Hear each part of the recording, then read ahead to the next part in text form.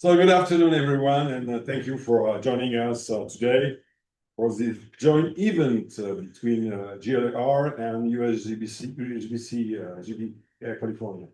So whom I would like to thank for hosting us at their office. So my name is Christian Gross, and I am the 2026 GLR First Vice President, and I have been leading the Sustainable Working Group since 2023, as I created it at this time. So the time we are living in are not fundamentally new. Yet our ways of life seems to be under threat, or at the very least, are forcing us to make changes. The model built on abundance of water, energy, and space now reveals its fragility. California endures historic droughts, and each summer wildfires sweep through the state, reducing multi-million dollars homes to ashes. Air pollution and heat waves exacerbate an already fragile environment. The California home utopia turned inside out. What was the dream of transparency and openness becomes a nightmare, exposure to fire, heat, and scarcity. Yet California is also a site of reinvention. Across the state, houses are being built or adapted with solar panels, gray water system, xeriscaping gardens, and passive cooling designs. Luxury itself is being redefined. California, in this sense, is a laboratory of future, and it confronts us with a universal question: how do we drill in an stable world shaping by this crisis? A European philosopher from the 20th century insists that to build is to dwell, and to dwell is to think. The Californian experiment forces to think anew how to preserve beauty, light, openness, transparency, while answering to the urgency of climate change.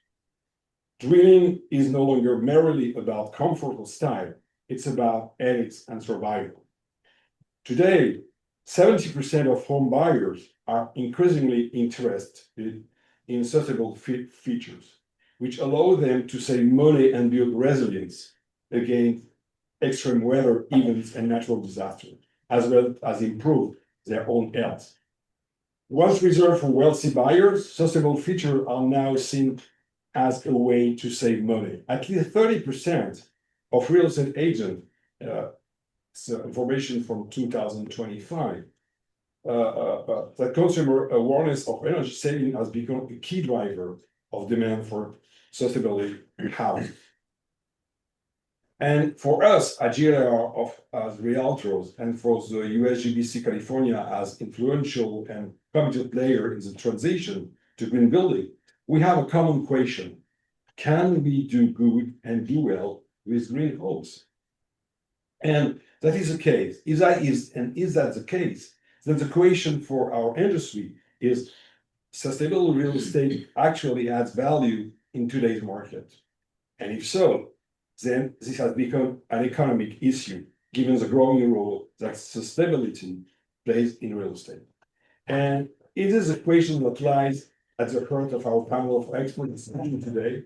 Indeed, eco-friendly or sustainable housing, including office buildings, has become mainstream as buyer markets and community rethink the value, resilience, and future of real estate. So together today, we will explore various aspects of the topic through four key questions.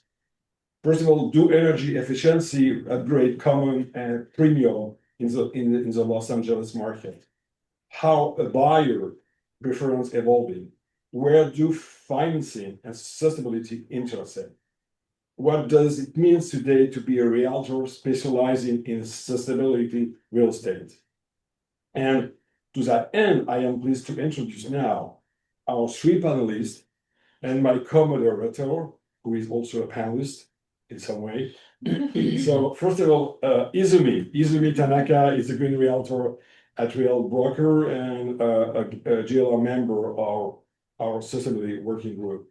As a green realtor, lead green associate, LFA, and certificate electric coach, she works with clients through Southern California committed to create resilience communities that promote the health and well-being of residents. Through her podcast, you have to listen to it, Home Green Homes, she helped homeowners improve the energy efficient and comfort of their homes. And as a real estate investor, she transformed homes into healthier living environment. Barrett Sanklar served as a senior sustainability program manager at USGBC, bringing a cross-functional background that combines program strategy, operation, environmental management, infrastructure management, and geographic analysis. Together with her team, she helped implement programs aimed at equitability, strengthening the stability and resilience of the built environment, including accelerating the decarbonization of existing single-family and also multi-family housing in community on the front line of climate change.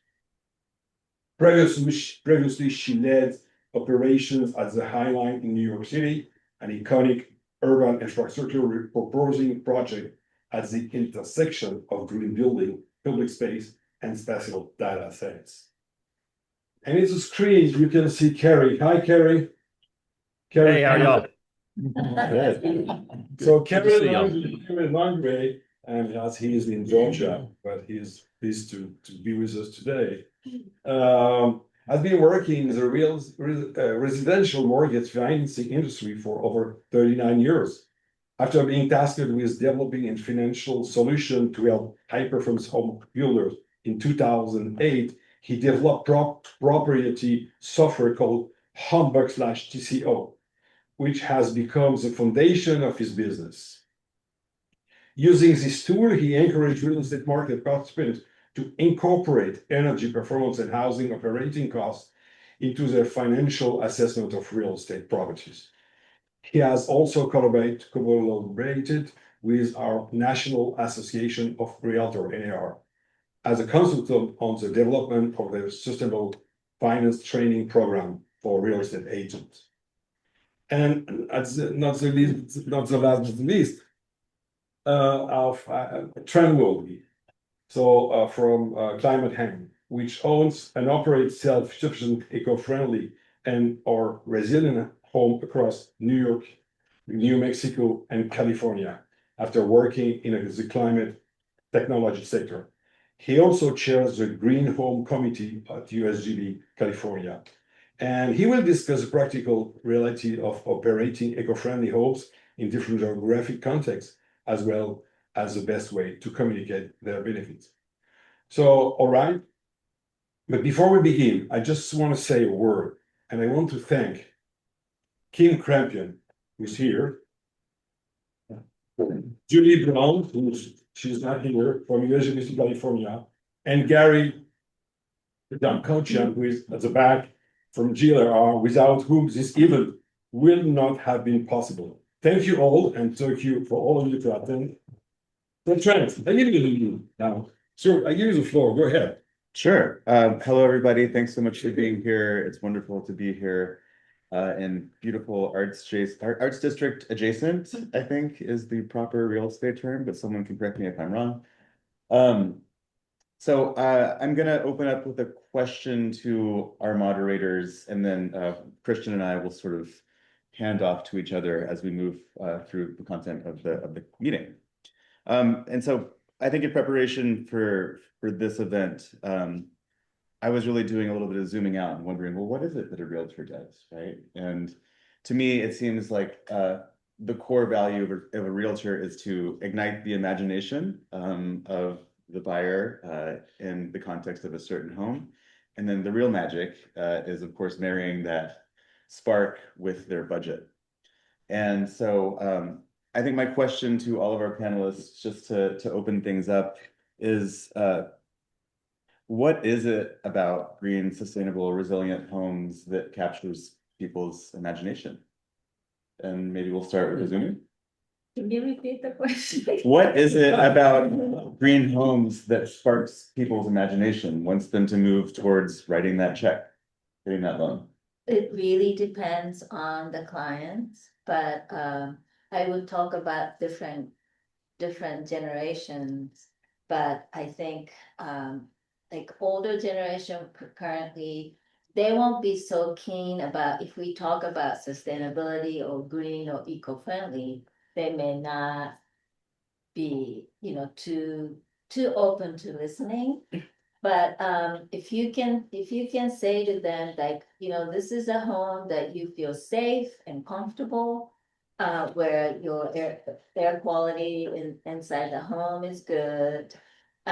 You're comfortable, your temperature in the home can be comfortable all the time, and just it gives you, I think the home should be somewhere that we feel safe, comfortable, and kind of nurtured, and those are the things that what we consider green homes or sustainably built homes, can do. But I think if we use the jargons of sustainabilities or green or eco-friendlies, and I think that might turn off certain kind of people.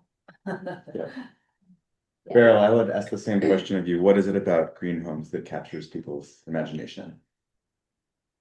So I think in my experience, again, we're, working through the programs that we have here at USGBC California and doing a lot of community engagement, a lot of resident engagement, and also working directly with building owners. I think it comes back to both health and affordability. Because everybody is a resident, if you own a building, you still go home at night and reside in a hopefully a green home. But when you think about the health of your family and other folks living in that household, that tends to transcend many of the sort of day-to-day decision-making pieces, I think, that people tend to get sort of hung up on. And so I think you can't really put a price on the health of the people that you care the most about, right? So I think healthy homes and the link between sustainability and indoor air quality, indoor environmental quality is very strong. And we also firmly believe, saving energy, saving costs, and I think green homes as they relate to energy efficiency is certainly a very strong side of it as well. Thank you.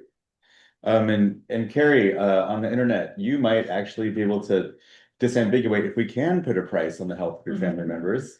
What is it from your end, from a financing point of view, that you find is most compelling to a buyer? What sparks the imagination in terms of green homes? Well, and I appreciate you asking. The interesting thing about my world, I live in Atlanta, Georgia, um, and um, and I would say that Atlanta, Georgia, as a general marketplace, is not as sustainability, energy efficient focused as maybe the typical buyer may be in California. But the way that I have learned about this, because when I first got involved in all of this back in 2009, I didn't know how to spell the word green. And so it was when I once I was enlightened with the power of a high performance home. I can't think about anything else. I mean, it completely ruined me in a good way.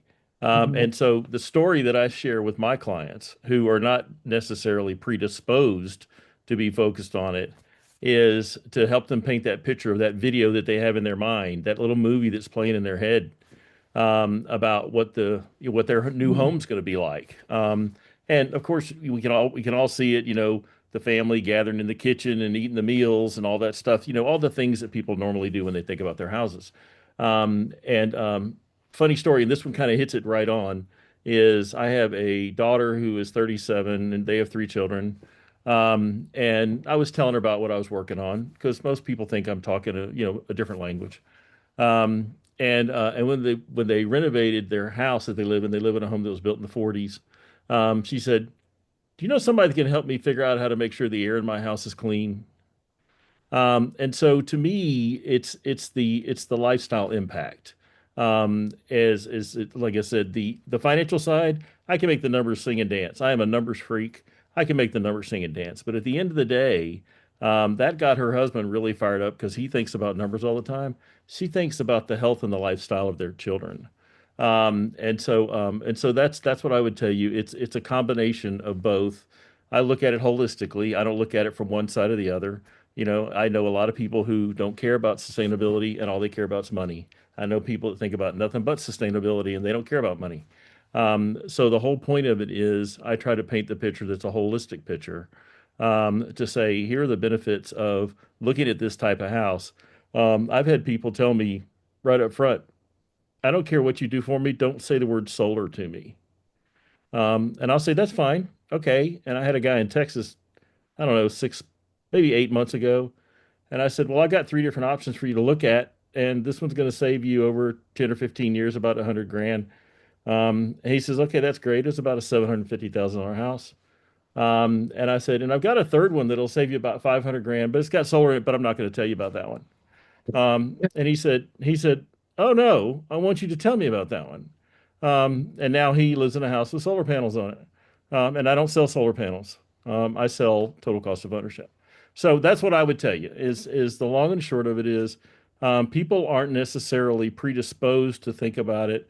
But if you talk about the big picture, most of the time, people are curious. Thank you. Thank you so much. So, and I like what you say, Carrie, concerning the holistic vision. I love that. So now we have to go deep of what we're doing today. Izumi, what is a greenhouse? What is a green home? Okay, well, so the term green can be a little bit elusive. So typically when I talk about green homes, there are many things that you can do to a home that gives you different shades of green. And so here is what I have come up with. The first thing is electrifying. Gas, having the natural gas or propane gas in your homes is a fossil fuel burning. So it's definitely emitting a lot of toxins. Efficient envelopes, making sure the good insulation's in, that you don't have air leaking out of the window frames. And then solar ready and EV charger. I don't recommend having solar to anybody the first thing, because you could be generating a lot of power, but wasting a lot of power that you're generating if you don't have the right envelope. But having solar ready and having EV charger at your home could be, another shade of green. And then you can put solar panels and become net zero. And up to this point, it's basically energy efficiency topic. But then non-toxic building materials is about the indoor air quality. If you have a lot of flooring materials, cabinetry materials that have a lot of formaldehyde, that could be off-gassing, and yourself, all the people who are living, including animals and babies, can be inhaling those toxic materials from the building material. And obviously, smart technology is, where you can control your temperatures in your home. And there's, you can like passive house, sometimes they have the automated shades that you can turn from your phone. Those are like higher end technology. And obviously water conservation, saving water with low flow toilets and shower heads or sink, and get to like gray water. So I went too far. Capturing the rainwater, capturing your water from the laundry to use it for irrigation outside. And lastly, native plant landscape, which doesn't require a lot of water. And this, I came up with this list, but what we are not we're not indicating here is like, I am noticing that a conversation of green homes and sustainable buildings are now increasingly more focused on the resilience, which we're not necessarily talking about. And why should we make homes that are greener? It'll give you, how many of us are realtors, please? Yeah, so for those of us competitive edge, we often see in the MLS descriptions like this home is high performance. But if you don't know how to substantiate that, it's just a word for people. So we have to really show why this home is high performance. And that can add values. And it's definitely, as Carrie said, it, we're looking at the whole picture holistically. And if you look at the lifespan of your home, if you make these homes more sustainably green, resilient, it will last you longer, and it requires less maintenance. And as I was saying, health and comfort from both construction workers and when they're building, and people who are living in it will have better health, better health from the good indoor air quality, and comfort, and a lot of things that's not mentioned here, like natural light, that would help you to maintain your circadian rhythm. And, and the reducing carbon footprint is the sub-product of what we can do, but I think it's, that's why we're here, to reduce the carbon footprint. And obviously, we're in 21st century that, everything should be already thinking about now and future. So, these are some of the laws that have been enacted in California.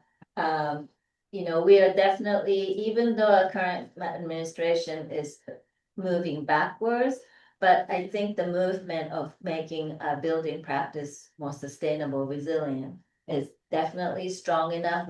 Some of us were at the conference last week. Just there's a lot of new innovative technology coming in and becoming more and more available for us to utilize. And does it cost more to build green? And yes, it does. And there's a Rocky Mountain Institute has this research, and this is showing that this doesn't have California, unfortunately. So ZER is zero energy ready. So it has everything infrastructure wise, but it doesn't have solar panels yet. And ZE is zero energy, and those are the ones that already have panels on, and they're already net zero. And as you can see, it's definitely there's some added cost to build green homes, but I think what's happening is that, as it says, we are demanding, we are trying to generate more demand in this field. So as the demand increases, obviously the cost will come down. And from, I go back to this slide. A lot of times when you are remodeling or renovating, if you try to put some of those, what we call materials, green materials or green features, especially the systems, like what we are currently pushing is decarbonizing. So get rid of the gas appliances and put electric appliances instead. And a lot of the heat pump appliances are more expensive, that's for sure. And with the IRA, Inflation Reduction Act, being rolled back, there's not as much incentives.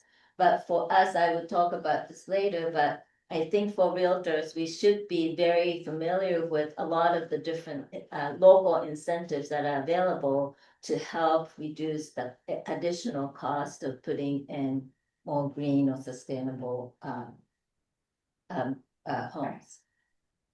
So here is barrels. And so Beryl, so what exactly does USGBC to be able to deploy green technology to as a community? Thanks, Christian. And I will give a quick snapshot of some of our work at USGBC California. I'll try to keep this brief so we can kind of get to the rest of the panel, and we can kind of hop back in here after if needed. So big picture, we do have a program, and as mentioned in my intro, I'm the senior program manager here. I work across all of our implementation. I also lead our Green Homes California work, as well as some of our building performance related work that I'll get to in just a minute. So our Green Homes California program is designed to spark cultural change through education and project support to accelerate the decarbonization of the existing both multifamily and single families. And so we tend to talk about our work with these three pillars. We engage directly with building owners to create pathways towards efficiency and electrification, similar to Izumi's Shades of Green. We do a lot of building owner engagement and a lot of see where we can help as a sort of trusted nonprofit facilitator in the world of building retrofits. We engage directly with residents in both English and Spanish. And we, again, firmly believe that key to healthy homes and green homes, they're one and the same. And so we provide a lot of assistance to residents and tenants linking climate action to health. And where we have funding, we also support technology deployments and retrofits and partner with service providers and manufacturers. Yeah, please. Kind of, yeah. So just, yeah, quick snapshot. This is our program. Again, Green Homes California. We provide a variety of services directly to residential buildings and engage all of the stakeholders that are involved with this work. Our big goal, which maps onto the definition of a green home that we've been talking over, is to reduce emissions, improve health, increase household affordability through energy savings, and also drive the market forward by piloting innovative solutions. Next slide. I'm going to skate through these, but happy to talk more about our resident engagement and owner engagement portfolio. We do a lot of community-based work to sort of take that holistic approach to working with, again, everybody living and operating a building to take action to green the spaces that we call home across California. So this is an example of our community outreach team tabling at a multifamily building. We do a lot of work directly with properties to bring resources both into homes as well as into common spaces.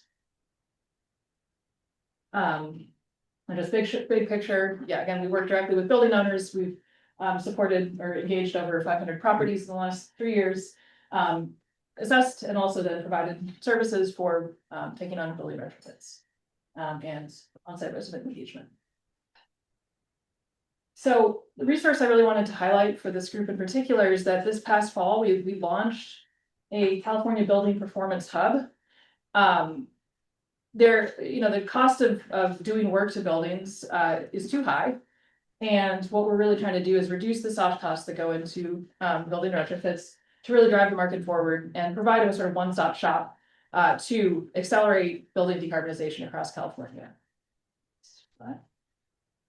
And again, we can share this out if it's helpful, but this is the QR code that goes to our hub site. There's a lot of resources on here that I would encourage you to check out, and if they can be useful to you as you talk to your clients or talk to the folks that you work with, please dive in. There's a lot of work that our policy and advocacy team has done to sort of document upcoming policy changes that building owners and managers need to be aware of. And so I think it would be, yeah, this is a helpful resource that you can take advantage of essentially to sort of demystify building performance related work and also find resources that can help you in your own sort of day-to-day tasks. And a particular note could be we developed an AI tool for this hub, which can actually advise on like retrofit plans. It can do sort of ROI analysis. It can answer a lot of questions related to buildings that you might have, and it can be a helpful resource for also identifying incentives and financing to put together building specific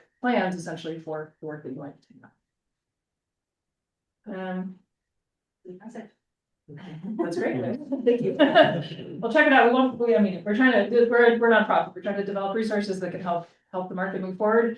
This is on the multifamily side, but just the one particular project that I wanted to highlight that we are currently running is a financing pilot.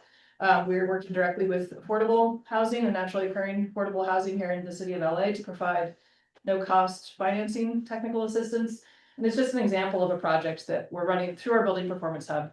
Again, to kind of decrease the soft costs that go into building retrofits and to really sort of drive the green homes market forward.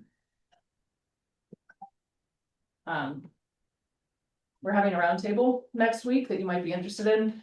Our policy and advocacy team will be presenting a policy landscape related to building related policy for city of LA in particular. However, anybody working statewide will find this of relevance given LA's leading role in this work. You can also send out a link to this to everybody here. So please join us on Zoom. It's going to be a great discussion. And just noting also, we do have a policy and advocacy team who do a lot of work around these issues, and they're always looking to collaborate. Michael from that team is actually here with us today, so introduce yourself to him and see how we can help.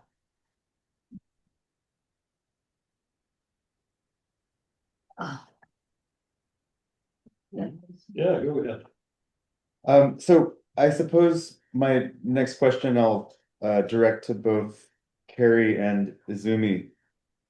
I personally run 2 off-grid rentals in New York and New Mexico. I rent out a greenish home here in LA. So I know what people are willing to pay in a rental context, if it's short-term and medium-term and long-term, in terms of a price premium above what the market looks like. And I will still say the first 3 things that people look at is price, location, and design, even for things that are marketed as being off-grid. And so I'm wondering, as in a purchase context, what are, like, let's get down and answer the big question first. Like, what are the numbers that people are willing to put forward for a greener home? And are there certain portions, certain features, whether it's native landscaping or great passive house design or a tight envelope, that folks are willing to pay more for and should be considered in a higher order of magnitude than other features if we're talking about competitiveness on price? Okay. Zumi, you want to start? Sure, I'll start. So whether buyers would be actually willing to pay a premium for what's considered green homes could be elusive, because there's really no what's the word? No way that we are measuring that. So this is a there's a publication, online publication called Green Builder Media, and they have their own research. I think it's AI, but they have a system where they have what's called cognito data. And this is they have every year they have a webinar called Intergenerational Marketing, and where they are surveying different generations of buyers, what they are looking for. And as it says, like boomers, so who are like the older generation now, they would consider buying all electric home only 66%. But now if you go to Gen Z, all of them would say, oh yeah, I want to buy all electric homes. And so it's very interesting, but I think the question is how it's being marketed, and so here, generational, we're looking at different generations. So boomers are kind of already, out there, but now we're looking at who the generations that are coming into the housing market and what they're looking for. So the millennials, Gen Z, Gen X, Gen Alpha. Let's see if I go here. So millennials, they are smart, resilient, efficient, and they do speak sustainability. But they're still kind of looking at the ROI. They're looking at, yes, well, I would like energy efficient, but and resilient, all that stuff. But they're also looking at the money. They refuse to buy anything but undermines their cost of living or the planet. And now moving to Gen Z, they are climate generation. They have lived through this, experiencing the different climate changes. And then by the time you get to Gen X, like they want to be like living with their family members, like parents and then grandparents, and then they want to have more of a community, sense of community, like family. And so Gen Alpha are the ones that are now growing up, right? So by the time these people get into the housing market, this data shows that they would expect all the things that we are like, raving about, sustainability, resilience, regenerative, all that stuff, they would just take it for granted that that's what we should have. And so the people who are buying, their demand is gonna change. And I think that all the things that we think it's a niche market right now, what we call green or sustainability, it's just gonna become norm in the next few decades. And So- those numbers are nationwide. Yes, Yeah. this is nationwide. Yeah. And I highly recommend checking out Green Builder Media. They have a lot of helpful information and resources for builders and for realtors. They do a lot of research on who's buying and what's selling. And I'll just skip that and the green homes sell for more, and that's also, maybe we should go back to Carrie and talk about the part before. Carrie, do you want to take it? Yeah, sure. Did you want me to or somebody else? Go ahead. Yeah, go I'm ahead, sorry. Carrie. Okay, cool. All right. So, interesting thing about this question, because this is a question and it comes down to a buzzword. And that whole buzzword that most people don't pay much attention to, but it's contributory value. And that basically means this: if you add any kind of features to a house, does it increase the value of the property? And a lot of homeowners want everything they put into a house to add value to it. Funny story. 100 years ago, I've been lending money since dirt was invented, and a builder gave me a contract for $1 million property. Literally, this was 25 years ago, so this was a very large home. And it had an upgrade for $18,000 for Corian countertops. Well, I didn't know what the heck a Corian countertop was. I could tell you what Brazilian hardwood cherry floors cost, but what the heck is that? A Corian countertop? Never heard of it. It was brand new in the marketplace. And so I called up the builder and I said, "What is a Corian countertop and why is it, $18,000?" And he said, "Oh, this buyer wants this. It's the newest thing." Um, well, the appraiser didn't give him $18,000 for the Corian countertops because there was no comps. There was nothing that proved it was there. So the key to it, the whole reason I tell you that story is, and of course, then Corian countertops became everything, and then granite became everything, and we all went through the evolution of the product cycle. Um, and so the key to it is it's you have to be able to sell demand so people will be willing to pay extra for it. So do green homes sell for more? It depends on the marketing. In Atlanta, when I first got involved in this whole thing, they were selling, this was in 2009. There was a group of builders here that were selling homes that were energy efficient certified by an organization called Earthcraft House. And they said, "Hey, we want you to build a financial model to help us sell these homes that cost 10,000 bucks more." They were about a $500,000 houses. And I said, "Okay, well, why do they cost 10,000 bucks more?" And they said, "Well, they're green." And I said, "Okay, well, you're going to have to tell me what the heck green is." And they said, "Well, it will save you money." I said, "Well, how much money?" And they go, "We don't know." And I said, "No, seriously." I talked to 11 real estate agents that sold these homes for a living, and they said, "We don't know." And I said, "Well, you're going to have to do better than that." And so the long and the short of it is, do they sell for more? In most markets, they do sell for more, but is the communication of what the value is what's going to drive it. Because I'll tell you this from my experience, and I do this all over the country. If the appraisal doesn't support the additional expense, a lot of people are going to shy away from it. And the big challenge that a lot of real estate agents and home builders have in markets all over the country is they try to market a home that has sustainability features or green features or solar or whatever it happens to be. And they don't deliver the value proposition And then they have a hard time with it. And then builders will say, oh, well, it doesn't sell for more. I'm not going to get my money back. I don't need to practice building homes. I can build homes, and build them to code. So to answer your question, do they sell for more? They sell for more if we deliver the value.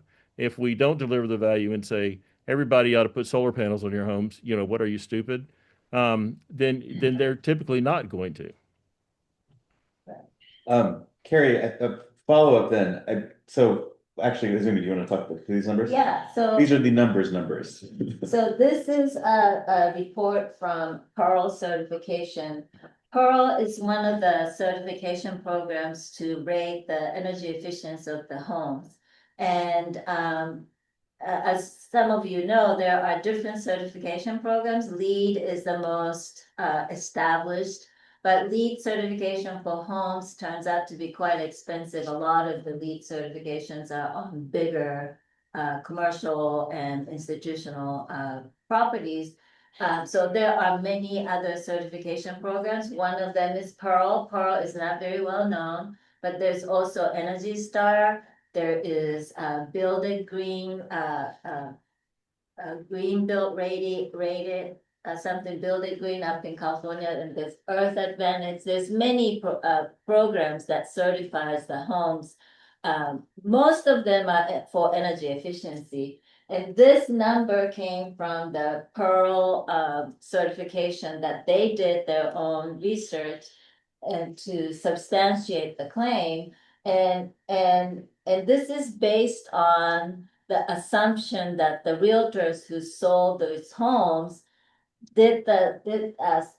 presented the value proposition, why these homes are certified at Pearl Gold level or Platinum level. And Pearl provides a lot of different data and like infographics that the realtors can use. They will give you all the information that we can display in the open house when we are selling.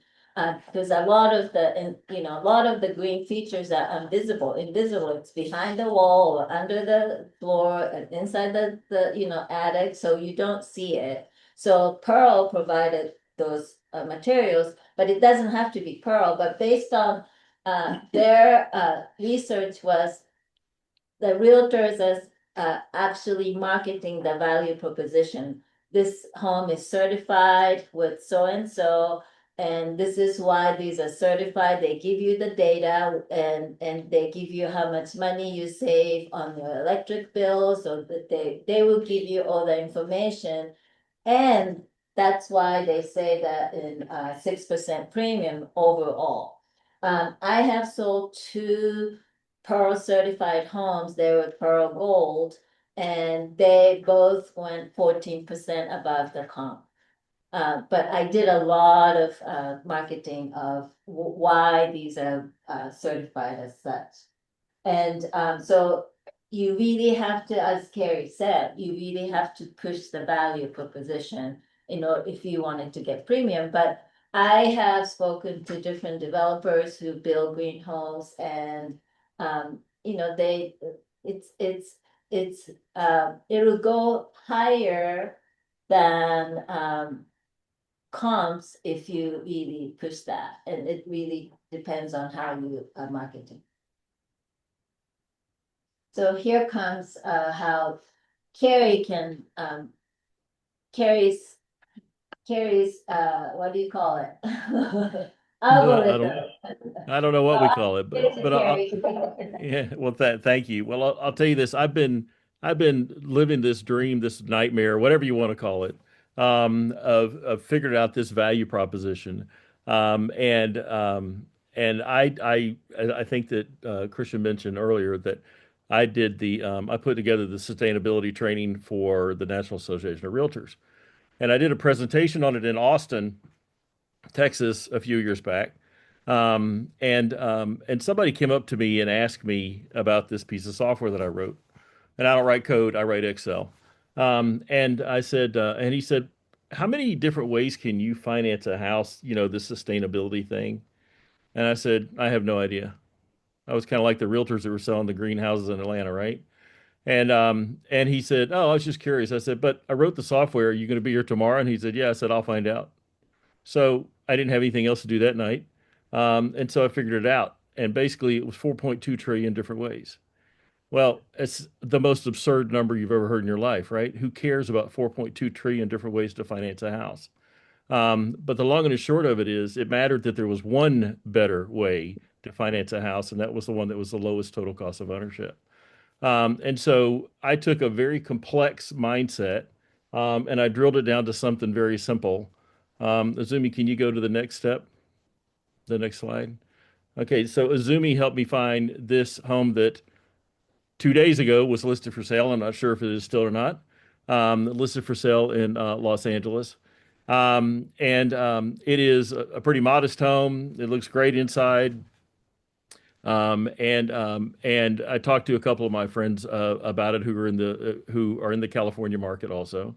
And at the end of the day, this property, if you go to Realtor.com, which is where this one we pulled the data from. If you go to Realtor.com, they paint a picture of you can buy this house and you can do a 20% down payment. And so you sit there and you go, okay, a 20% down payment plus closing costs is about 200,000 bucks. Well, that prices a whole lot of people out of the market pretty quick. It doesn't price everybody out, obviously, but it prices out a whole lot of people. So what the first thing that I do is I look at a house when I'm trying to figure out the sustainability piece or the total cost of ownership piece, and I try to figure out what's going on with this house. Well, the cheapest way to do that, which is free, so it's really cheap. Azumi, can you go to the next slide? Is I go to a website that's owned by Google that's called Project Sunroof. And what this basically does is allow you, you can see that little red dot there on that house. That is actually the house I just showed you a second ago. And Sunroof, excuse me, Project Sunroof. And you can go into that and you can, it will tell you an estimate of what the current utility bills are right now. Now, I don't know if this house's utility bills will be 350 bucks a month or not. I had a buddy of mine who's in the solar business in California. He said, well, it depends on if it has an air conditioning system now or it doesn't have an air conditioning system. And I said, okay, well, I'm going to go with what Google says until somebody says different because I always tell people to get some type of estimate on it. So anyway, so this property, Google says that it's 350 bucks a month. And they say to deliver about a 95% offset, that you need to have 6 kilowatts of electricity. Well, the first thing that you should always do in energy efficiency, if you're trying to improve the energy efficiency of a house, is look at the air sealing or look at because about 40% of the wasted energy is from air leaking out the windows. And that, believe it or not, can be fixed in most houses, especially this house is like 1,000 square feet, maybe a little less. It costs about 5,000 bucks. It doesn't cost much money at all. So what my proposal would be on this house is, let's say you had a client and you went and you said, oh, this is a great house. We'd pull this little report. We'd get an estimate on the air sealing. We'd seal the house up tight, and then we would make sure that we powered it correctly. And then, Azumi, if you can go to the next slide, please. There we go. And then this comes out of my little software program. I don't pretend to be a graphic designer, so please don't criticize. And basically what I've showed you here is I've showed you a 30-year fixed rate loan, FHA loan with a 3.5% down payment. When I generated this report a couple days ago, the current market was about 6 5/8.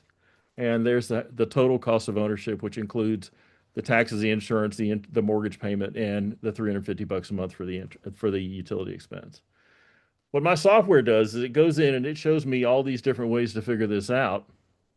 And the first thing it did was it said, well, we can find out a whole lot better way to make this work is if we drive down the interest rate pretty strong. So we did. And then we also factored in the fact that between the air sealing and the solar, we could drop the total cost of ownership of this house month number one, $609 a month. $609 a month. If you figure about $8 a thousand, so what you're probably talking about $80,000 in purchasing power increase. So somebody would say, "Oh, I'm pre-qualified for 700." Yeah, they might almost fit to this house, maybe not. And so what basically we have now done is we've showed a buyer how to buy a house that they wanted to buy, assuming that this was a house that fit their needs. And we've showed them how to turn it into an energy efficient home at the same time by adding air sealing and solar in this particular case. And then I had another real estate agent who lives in Texas ask me, okay, so what are you going to do with this money? And I said, well, you're probably going to spend it. And he goes, now let's say we're not just going to blow it. What are we going to do with it? So the software has like 20 different ways that we can show what we do with the money. And in this particular case, it showed somebody a long-term picture, basically saying, as a rule, utility expenses inflate at about 5% in most markets. I know California's seen some bigger numbers, but across the whole country, it's about 5% a year. And so we take that number and we say, here's what the savings are today, the 609. And then we say, let's inflate that at 5% over the term of a loan. And in this particular case, if everything else stayed the same, that would show a buyer had they had the potential to save $506,000. So I don't do what real estate agents do, what you people do. I'm married to a realtor and she tells me to stay in my lane.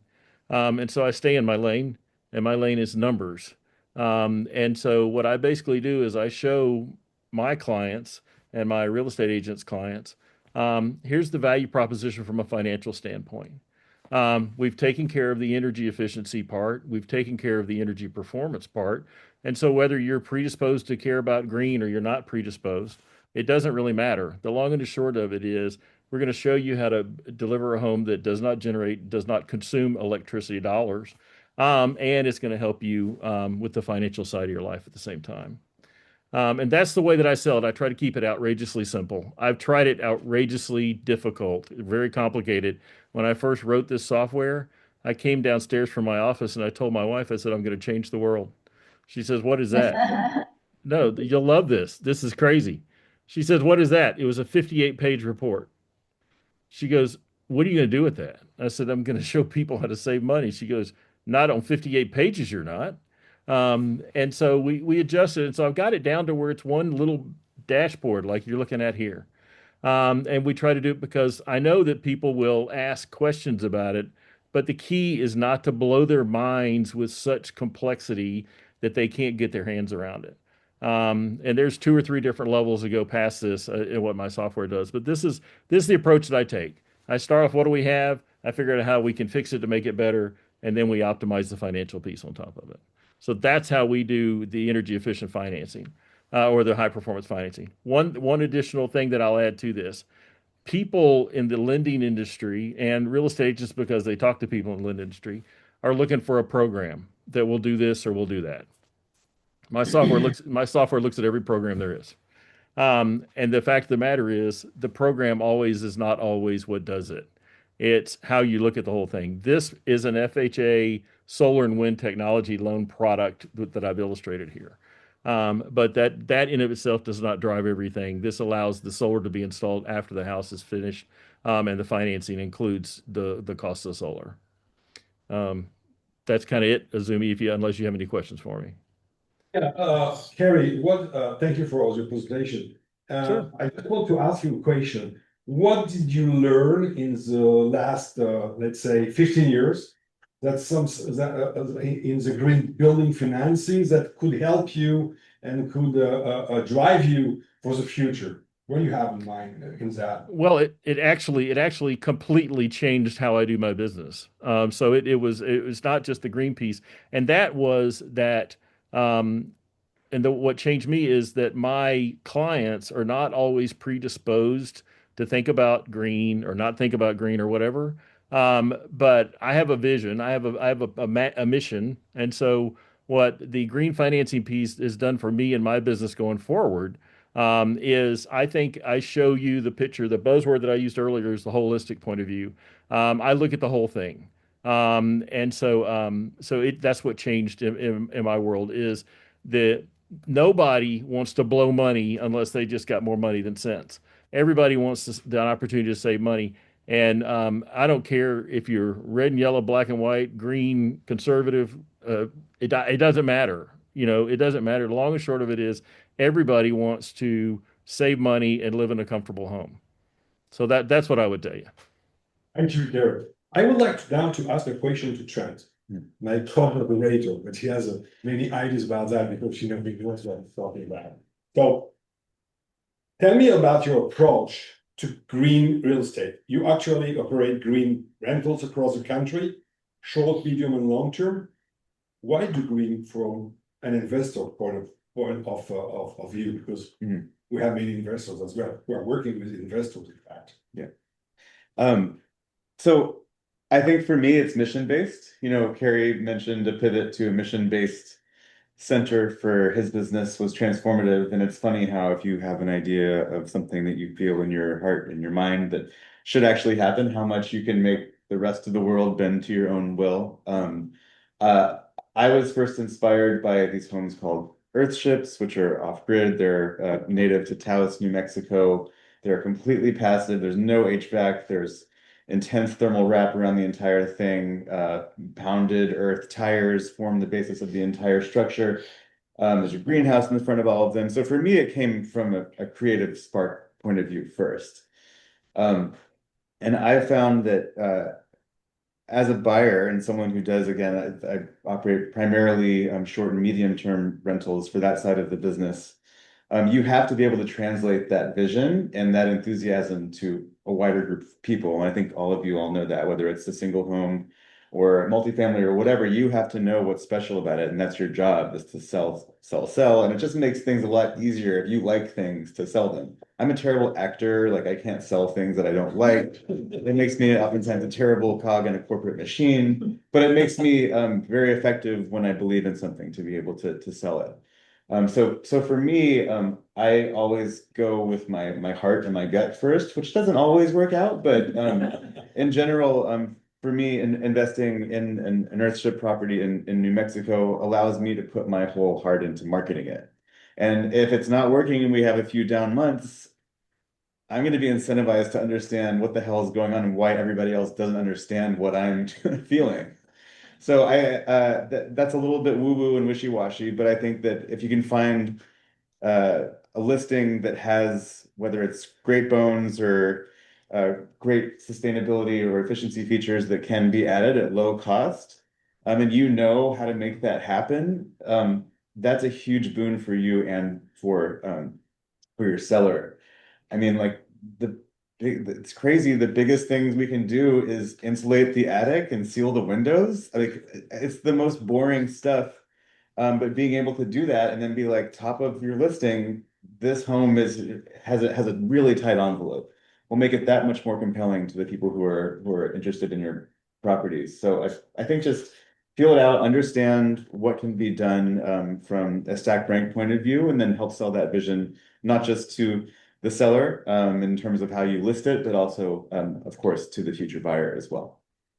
Thank you. Great. Izumi, you want to add something? Well, so this is about being a realtor. Yeah. What is a green realtor? Yeah, so can I see hands again who are realtors? And who have a green, not green, designation? There were two. Okay, You, so. three. So now green is designation by NAR, National Association of Realtors. But what we learn in that course is very basic, what makes a home green and how to talk about it. But I think today it is all realtors' responsibility to know what makes your home more energy efficient. And we don't have to say it's a green home. We just have to, we have to really talk about why it's important to have tight envelope, why it's important to have native plant landscapes. And the green designation is only just another, acronyms that you have in your business card. But I think to understand what's available for any home buyers, to know that switches on is a place we can go to find everybody. If you plug in your zip code, it'll give you all the list of incentives available, things like that, and know in each cities and municipalities You know, they like Pasadena gives you rain barrels for free. Culver City gives you, I think Culver City gives you rain barrels for free. LA VWP was giving rebates for if you're replacing lawn to if you're getting rid of the lawn, they give you rebates. All these things are available, and I think for realtors, for us to know the resources available for our clients, whether you have green designation or not, I think it's a minimum responsibility for us. And when we are getting ready to sell, there are many resources available for us to use so that we can really push forward the value proposition of those homes. And by the way, I was mentioning Pearl certification earlier. Pearl has pivoted. They were doing the certification, but now they're pivoting to a scoring system. So they're coming out with national registries of all single-family residence structures. And if you put in your address, it'll give you the score, Pearl score, that's based on your energy usage. And as I said earlier, I think it's moving towards that. I don't know how fast, but I think in the near future, we're gonna have to know all the real estate agents, whether you're a green designee or not. I think we're gonna have to know what we are selling in terms of energy efficiency, resiliency, and things like that. There's also a movement to require natural hazard risk score, that type of thing. So all these things are becoming more and more focused in people's mind who, people are buying homes or maintaining their homes. Those are becoming more in their mind. So, And I just want to add something, green designation for realtors. Of course, as she said, it's a really basic, but it's a good entrance to understand what are the purpose, what we have to do, what we have to understand. And after, each one of us can go more in this way, more on this way. But it's a good entrance, and I think most of the realtors should get the green designation. Beryl, what do you want to add? I have a Oh, no, question. go ahead. I have a very good follow-up question for Beryl. And I will just say, in terms of understanding the incentive stack, it's extremely complicated, coming from someone who has worked in climate tech at a very large scale and a very small scale. Things change all the time. It depends on what time of day, the administration, local, federal, and state.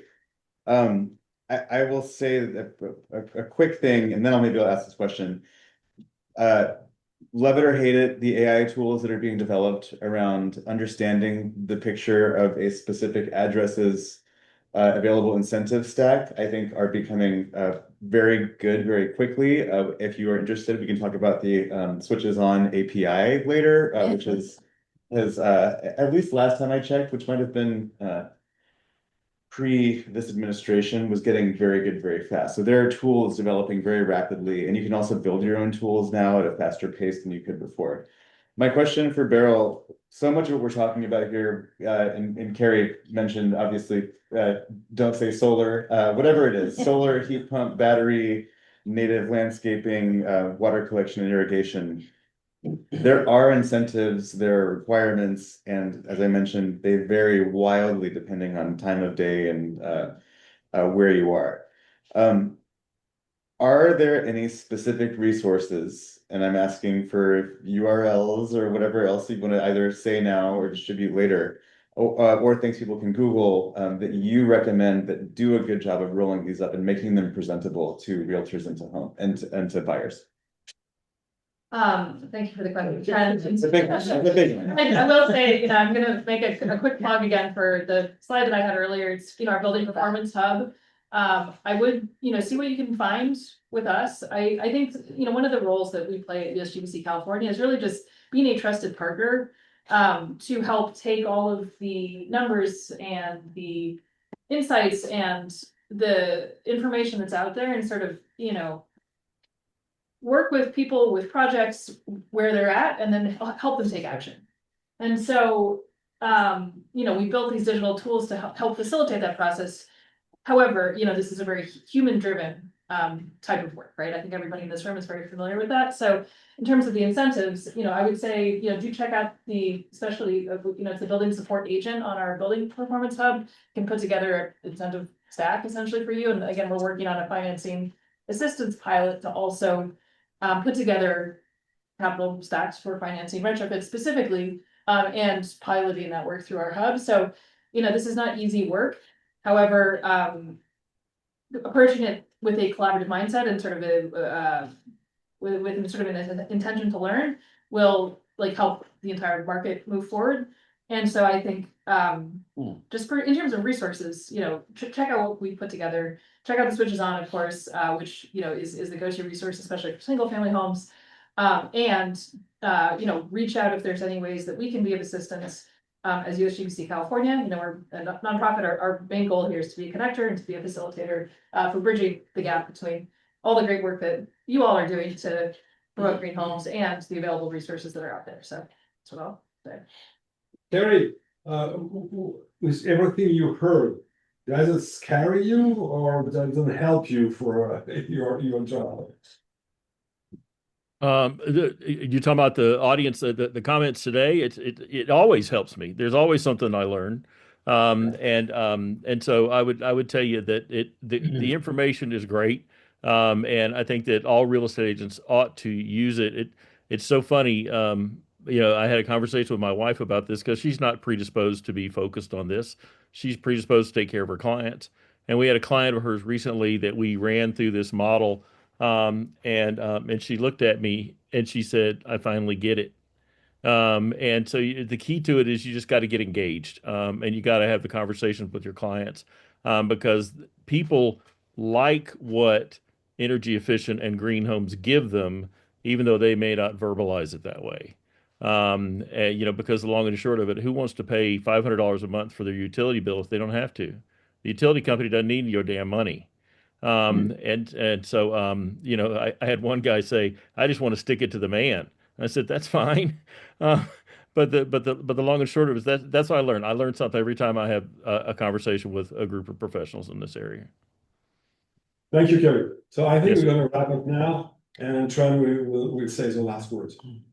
Yes, yes. I think we're 20 minutes over right now. We have say to do that. Yeah. You and Okay, yes. Thank you all for being here again. All of our contact information is here.